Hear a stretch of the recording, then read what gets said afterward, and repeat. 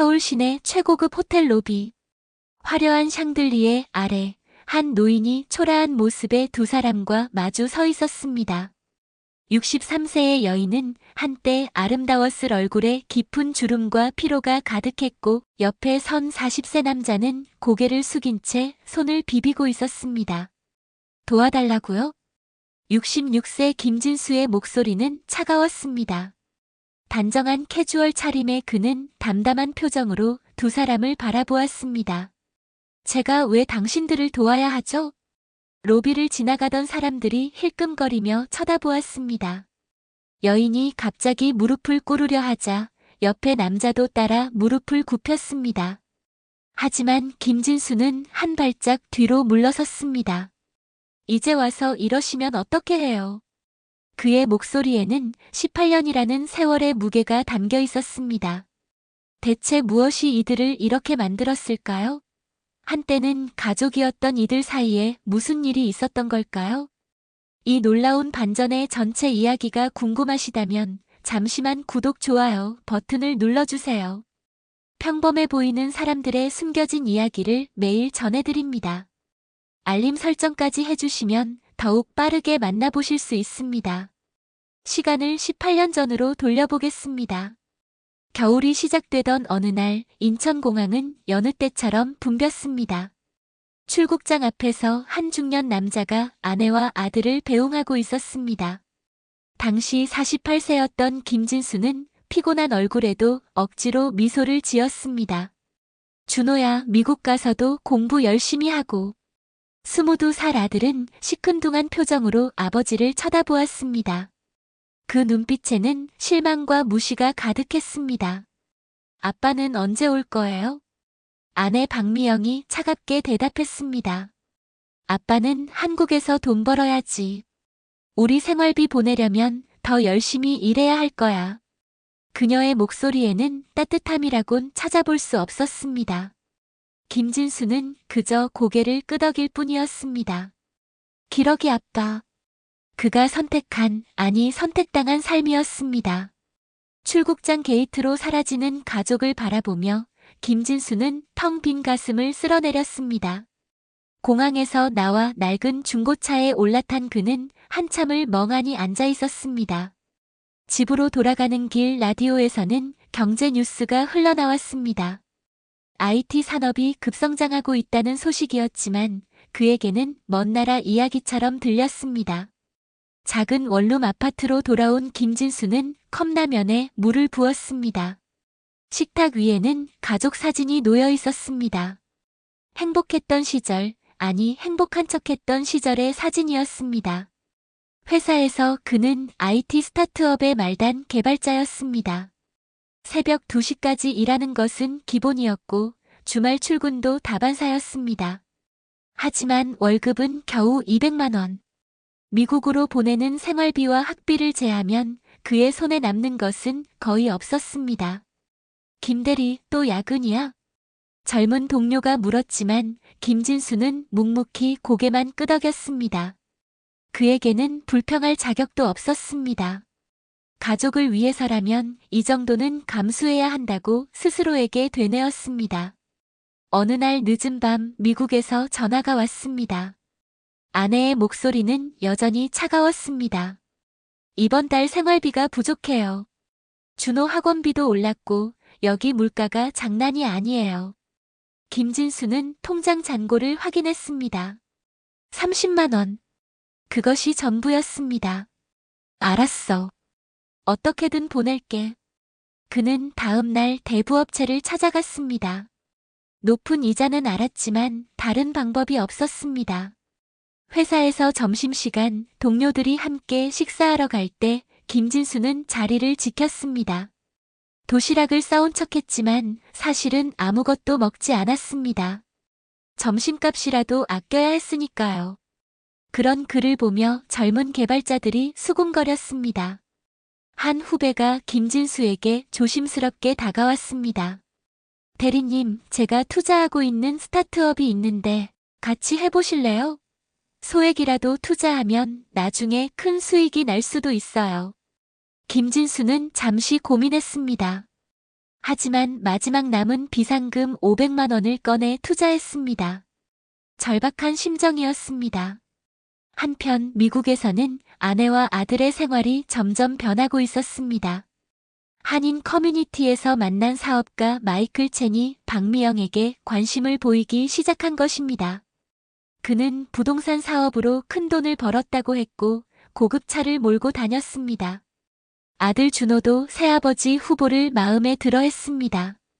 한국에서 고생하는 아버지보다 당장 눈앞에서 풍족한 생활을 보여주는 마이클이 더 멋져 보였던 것입니다. 몇 달이 지나고 김진수는 여전히 새벽까지 일하며 살아가고 있었습니다. 그러던 어느 날 미국에서 걸려온 전화 한 통이 그의 삶을 완전히 뒤바꾸어 놓았습니다. 여보세요? 전화기 너머로 아내의 목소리가 들렸습니다. 평소와 달리 뭔가 결연한 느낌이었습니다.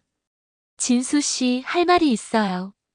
김진수는 불안한 예감에 전화기를 꽉 쥐었습니다. 아내는 잠시 침묵하다가 말을 이었습니다. 이혼하고 싶어요. 순간 그의 머릿속이 하얗게 변했습니다. 귀를 의심했지만 아내의 목소리는 단호했습니다. 뭐라고?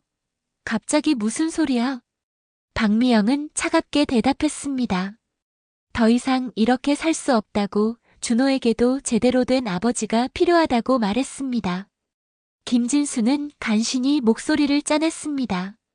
내가 부족한 건 알아. 하지만 가족을 위해 최선을 다하고 있잖아. 전화기 너머에서 한숨소리가 들렸습니다.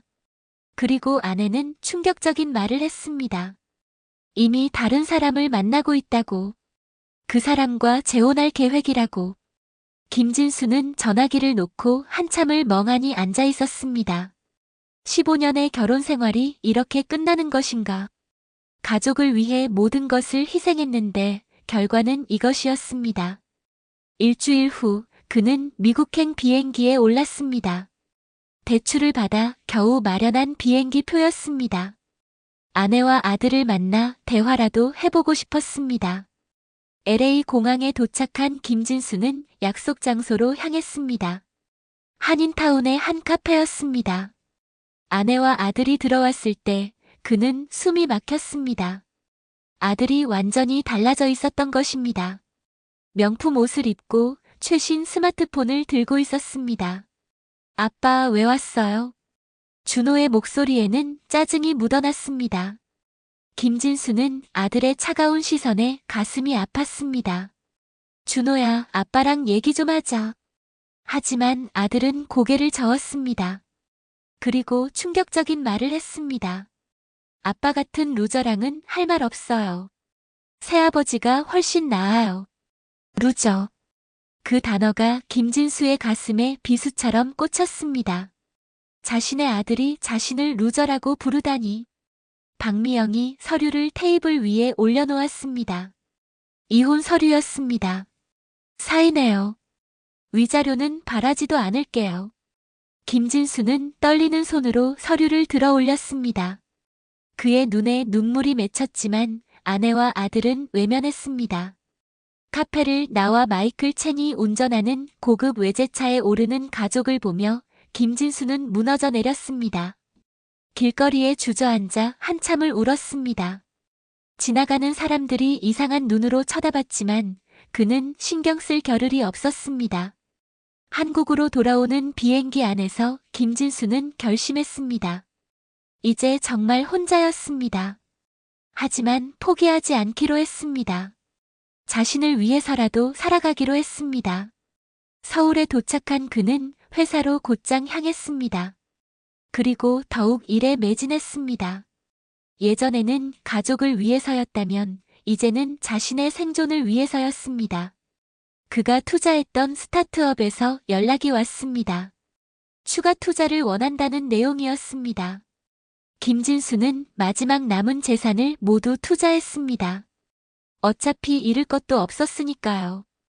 이혼 후 김진수의 삶은 더욱 고독해졌습니다. 텅 빈 원룸에는 그의 숨소리만이 메아리 쳤습니다. 가족 사진은 모두 서랍 깊숙이 넣어두었습니다. 볼 때마다 가슴이 아팠기 때문입니다. 회사에서는 여전히 묵묵히 일했습니다. 동료들은 그의 이혼 소식을 어렴풋이 알고 있었지만 아무도 먼저 말을 꺼내지 않았습니다.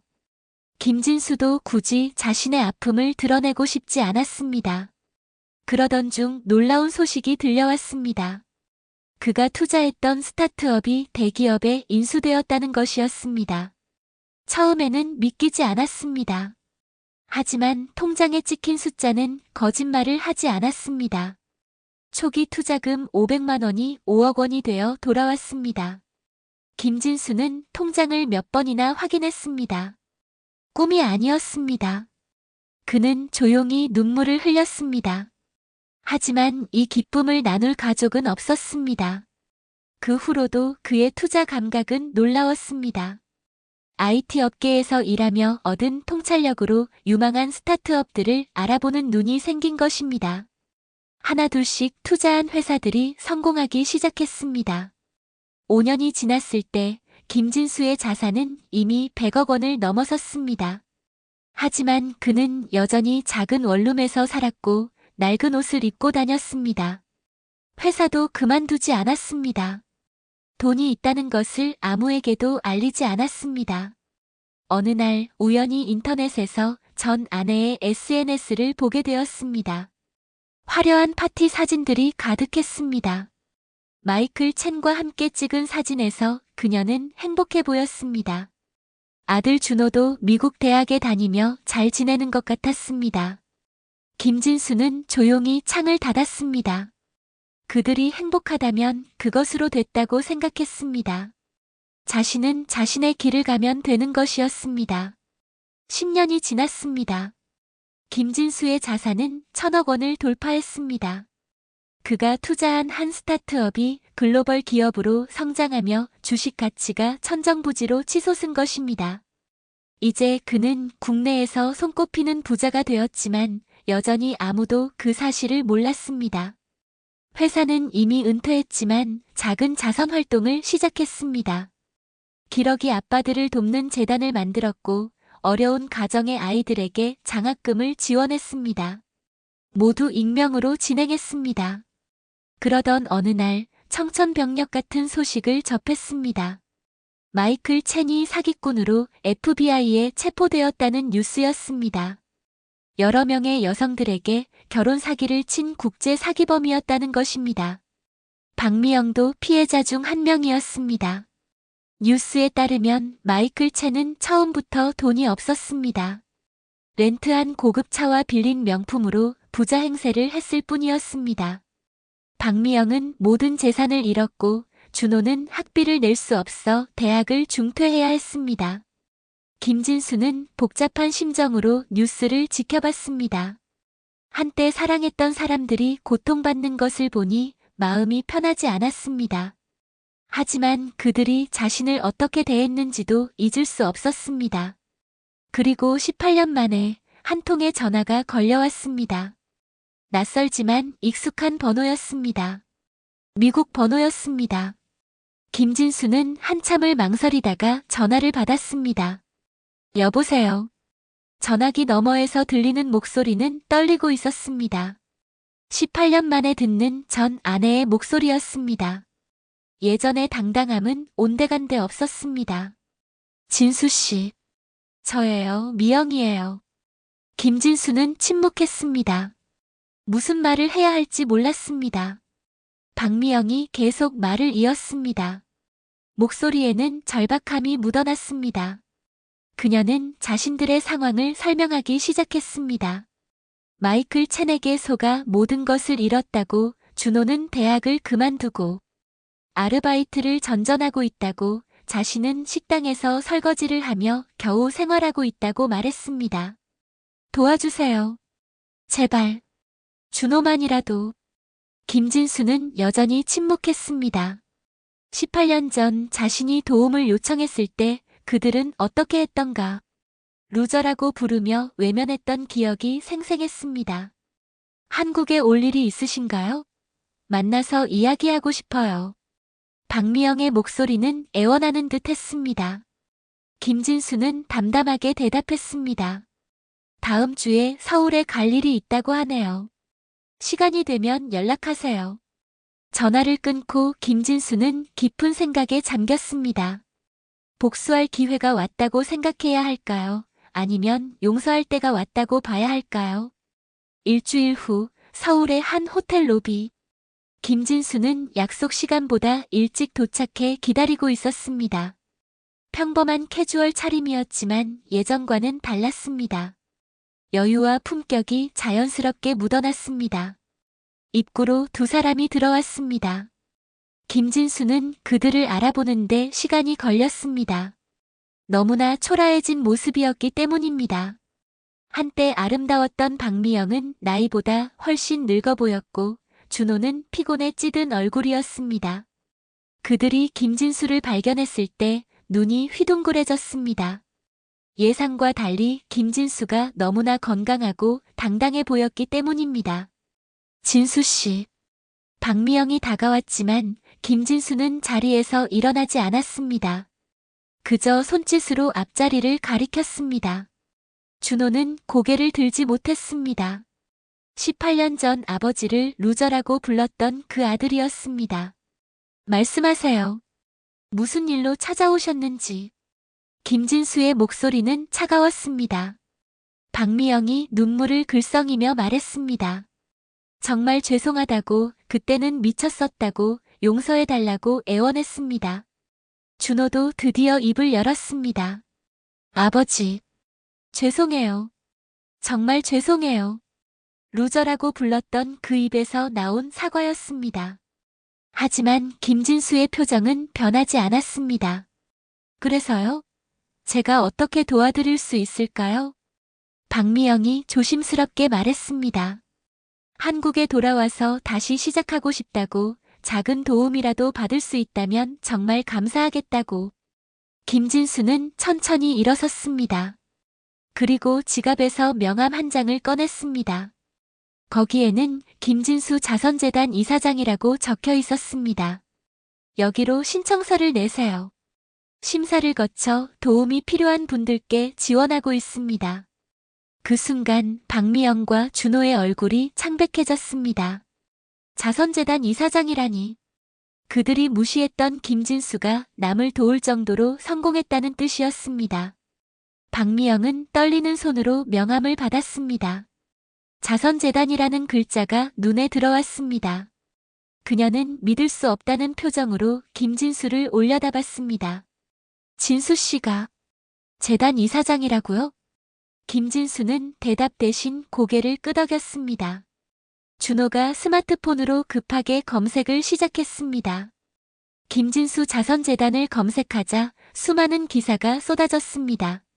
준호의 얼굴이 점점 창백해졌습니다. 화면을 어머니에게 보여주었습니다. 거기에는 충격적인 내용이 가득했습니다. 익명의 기부자 김진수 자선재단 통해 연간 100억 원 기부 숨은 천사 어려운 가정. 천가구 지원 김진수 재단 기러기 아빠 지원 사업 확대. 박미영의 다리에 힘이 풀렸습니다. 의자에 털썩 주저앉았습니다. 연간 100억 원을 기부한다는 것은 그보다 훨씬 많은 재산을 가지고 있다는 뜻이었습니다. 어떻게 이렇게. 김진수는 담담하게 말했습니다. 지난 18년 동안 열심히 일하고 투자했다고, 운이 좋았다고만 짧게 설명했습니다. 준호가 계속 검색하다가 또 다른 기사를 발견했습니다. 김진수가 초기 투자한 스타트업이 글로벌 기업이 되었고 그의 지분 가치가 2천억 원을 넘는다는 내용이었습니다. 2천억. 준호의 입에서 신음 같은 소리가 흘러나왔습니다. 자신이 루저라고 불렀던 아버지가 2천억 원대 자산가였다니. 그것도 단 하나의 투자에서만 그 정도였습니다. 박미영이 갑자기 무릎을 꿇으려 했습니다. 하지만 김진수가 손을 들어 제지했습니다. 그러지 마세요. 여기는 공공장소입니다. 주변 사람들이 이미 쳐다보고 있었습니다. 박미영은 눈물을 흘리며 다시 자리에 앉았습니다. 정말 미안해요. 정말. 우리가 얼마나 어리석었는지. 김진수는 시계를 확인했습니다. 그리고 일어서려는 듯 움직였습니다. 잠깐만요. 준호가 급하게 말했습니다. 아버지, 정말 죄송합니다. 그때 제가 한 말, 평생 후회하고 있어요. 김진수는 아들을 바라봤습니다. 40세가 된 준호의 눈에는 진심 어린 후회가 보였습니다. 하지만 너무 늦었습니다. 후회는 당신들이 할 일이고 저는 제 길을 가겠습니다. 김진수가 돌아서려 하자 박미영이 마지막으로 물었습니다. 그래도 우리가 가족이었잖아요. 김진수가 멈춰 섰습니다. 그리고 천천히 뒤를 돌아봤습니다. 가족이요? 18년 전에 당신들이 끝낸 관계 아닙니까? 그의 목소리는 차가웠지만 떨리지 않았습니다. 저를 루저라고 부르며 떠났죠. 무능하다고 함께할 가치가 없다고 했었죠. 준호가 고개를 숙였습니다. 부인할 수 없는 사실이었습니다. 김진수는 이어서 말했습니다. 이제는 각자의 길을 가야 할 때라고, 자신도 새로운 삶을 살고 있다고. 그리고 한 가지 더 충격적인 사실을 알려주었습니다. 참고로 제가 가진 것은 그 기사에 나온 것이 전부가 아닙니다. 여러 기업의 숨은 대주주이기도 합니다. 박미영과 준호는 할 말을 잃었습니다. 도대체 얼마나 큰 부자가 된 것일까? 그들이 버린 사람은 단순한 루저가 아니라 엄청난 잠재력을 가진 사람이었던 것입니다. 김진수가 호텔 로비를 나가려 할 때 준호가 다시 한번 불렀습니다. 아버지, 마이클이. 그 사람이 우리한테 한 짓을 아신다면. 김진수가 발걸음을 멈췄습니다. 준호는 절박하게 설명하기 시작했습니다. 마이클 첸이 어머니의 재산을 모두 빼돌렸고 자신의 이름으로 대출까지 받아 도주했다고. 지금 그들에게는 빚만 3억 원이 남았다고 털어놨습니다. 그 사람이 처음부터 사기꾼이었어요. FBI 조사 결과 12명의 여성을 상대로 같은 수법을 썼다고 해요. 박미영이 흐느끼며 말을 보탰습니다. 자신이 얼마나 어리석었는지 겉모습과 가식적인 부에 속았다고 자책했습니다. 김진수는 잠시 그들을 바라봤습니다. 그리고 놀라운 이야기를 꺼냈습니다. 마이클 첸이라. 실은 저도 그 사람에 대해 알고 있었습니다. 박미영과 준호가 깜짝 놀라 김진수를 쳐다봤습니다. 김진수는 담담하게 설명했습니다. 5년 전 자신의 보안 회사에서 마이클 첸을 조사한 적이 있다고. 한 기업의 의뢰로 그의 신원을 조사하던 중 사기 전력을 발견했다고. 하지만 그때는 박미영이 관련되어 있다는 것을 몰랐다고 말했습니다. 알았다면 경고라도 했을 텐데요. 그 말에 박미영은 더욱 흐느꼈습니다. 김진수가 자신들을 미워하면서도 완전히 잊지는 않았다는 것을 알았기 때문입니다. 준호가 스마트폰을 다시 꺼내 검색을 계속했습니다. 그러다가 경악할 만한 사실을 발견했습니다. 김진수가 소유한 보안 회사가 아시아 최대 규모였고 그 외에도 여러 IT 기업의 대주주로 이름이 올라 있었습니다.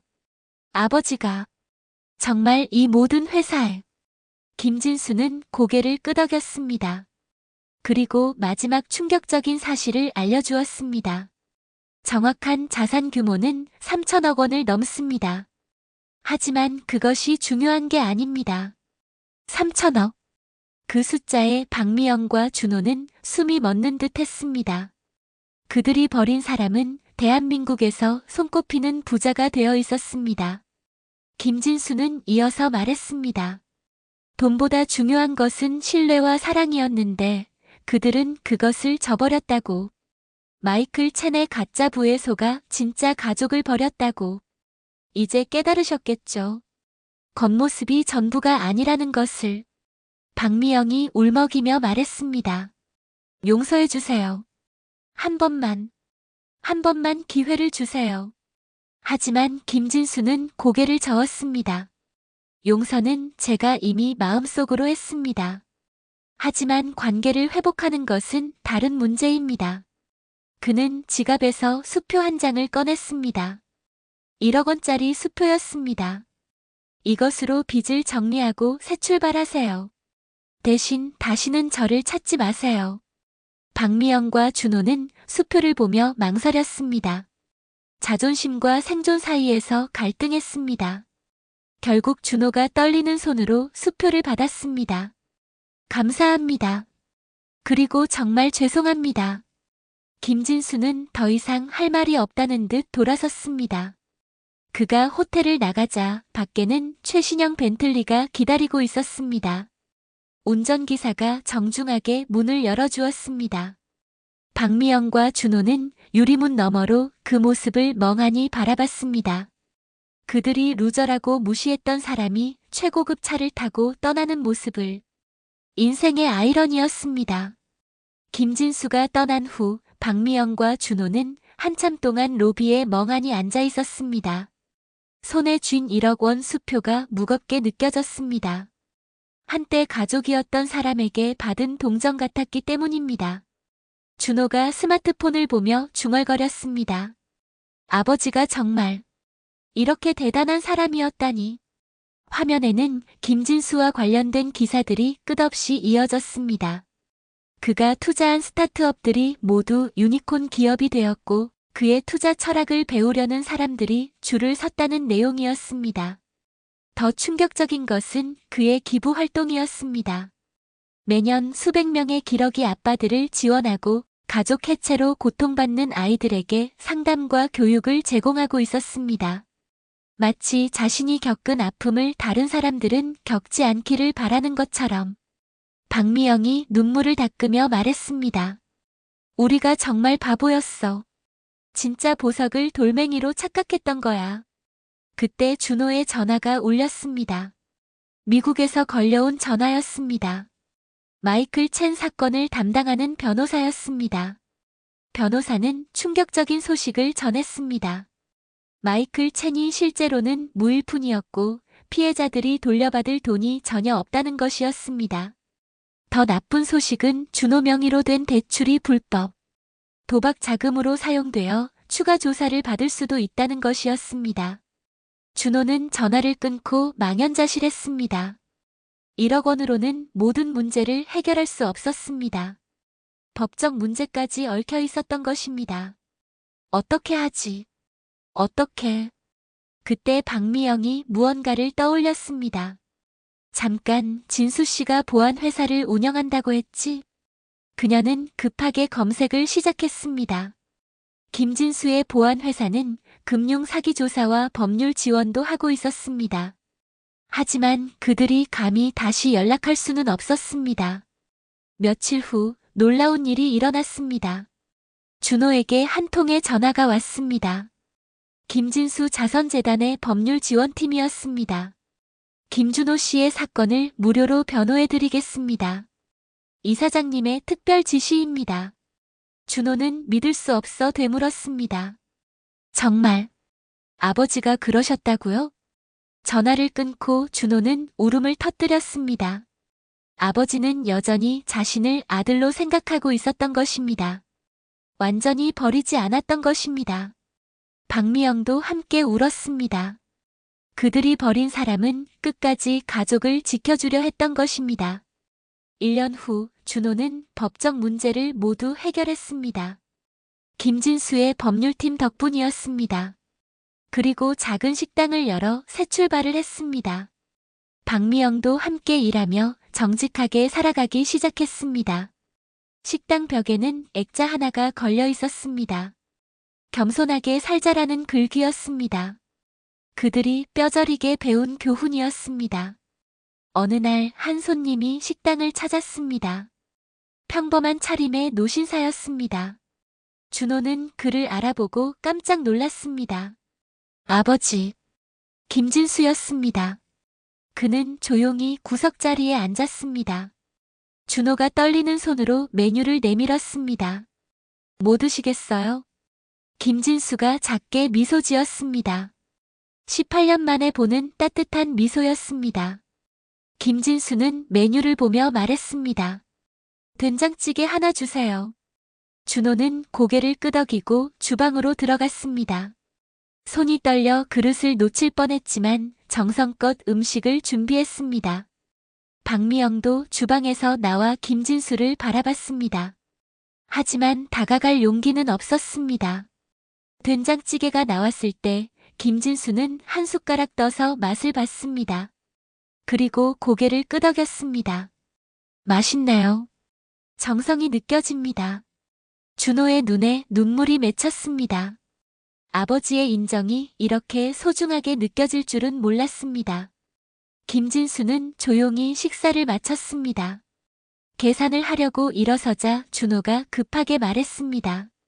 아버지, 이건 제가. 김진수가 고개를 저었습니다. 정직하게 번 돈으로 산 음식이니 값을 치르겠습니다. 그는 10,000원을 테이블에 놓았습니다. 그리고 나가려다가 돌아서서 한마디 더 했습니다. 앞으로도 정직하게 살아요. 그게 제일 중요합니다. 준호가 울먹이며 대답했습니다. 네, 아버지. 꼭 그렇게 살겠습니다. 김진수가 나간 후 준호는 테이블 위에 놓인 것을 발견했습니다. 10,000원 지폐 아래 작은 쪽지가 있었습니다. 잘 살아줘서 고맙다. 가끔 들를게. 준호와 박미영은 그 쪽지를 보며 한참을 울었습니다. 완전한 용서는 아니었지만 관계의 신락 같은 희망이 보였습니다. 그로부터 몇 년이 더 흘렀습니다. 준호의 식당은 정직한 맛으로 입소문이 나서 손님이 늘어났습니다. 박미영도 성실하게 일하며 과거를 반성했습니다. 김진수는 약속대로 가끔 식당을 찾았습니다. 처음에는 혼자 왔지만 나중에는 자선재단 직원들과 함께 오기도 했습니다. 그럴 때마다 준호는 최선을 다해 음식을 준비했습니다. 어느 날 김진수가 준호에게 제안을 했습니다. 재단에서 운영하는 무료 급식소가 있는데 거기에 음식을 공급해주겠나? 준호는 놀라며 대답했습니다. 물론입니다. 영광입니다. 그렇게 준호는 어려운 사람들을 위한 음식을 만들기 시작했습니다. 기러기 아빠들, 독거노인들, 결손가정 아이들에게 따뜻한 한 끼를 제공했습니다. 아버지가 걸어온 길을 조금이나마 따라가는 것 같았습니다. 박미영도 급식소에서 봉사를 시작했습니다. 배식을 하며 어려운 사람들과 대화를 나눴습니다. 그들의 사연을 들으며 자신이 얼마나 어리석었는지 다시 한번 깨달았습니다. 그러던 어느 날 급식소에서 한 기러기 아빠를 만났습니다. 가족을 위해 혼자 고생하는 그의 모습이 18년 전 김진수와 겹쳐 보였습니다. 박미영은 그에게 따뜻한 말을 건넸습니다. 힘내세요. 지금은 힘들어도 언젠가는 좋은 날이 올 거예요. 그 순간 김진수가 급식소에 들어왔습니다. 박미영과 눈이 마주쳤습니다. 김진수는 작게 고개를 끄덕였습니다. 완전한 용서의 신호였습니다. 준호가 아버지 옆으로 다가왔습니다. 세 사람이 나란히 서서 급식소를 바라봤습니다. 어려운 사람들이 따뜻한 밥을 먹으며 웃는 모습이 보였습니다. 김진수가 조용히 말했습니다. 이제야 진짜 가족이 된 것 같네요. 준호와 박미영이 고개를 끄덕였습니다. 돈과 명예가 아닌 봉사와 나눔으로 하나가 된 것입니다. 진정한 가치를 깨달은 그들은 이제 새로운 가족의 의미를 알게 되었습니다. 인생은 때로 큰 돌을 돌아가게 합니다. 하지만 그 과정에서 우리는 진정한 가치가 무엇인지 배우게 됩니다. 김진수 가족의 이야기는 우리에게 묻습니다. 당신에게 진정한 성공이란 무엇입니까?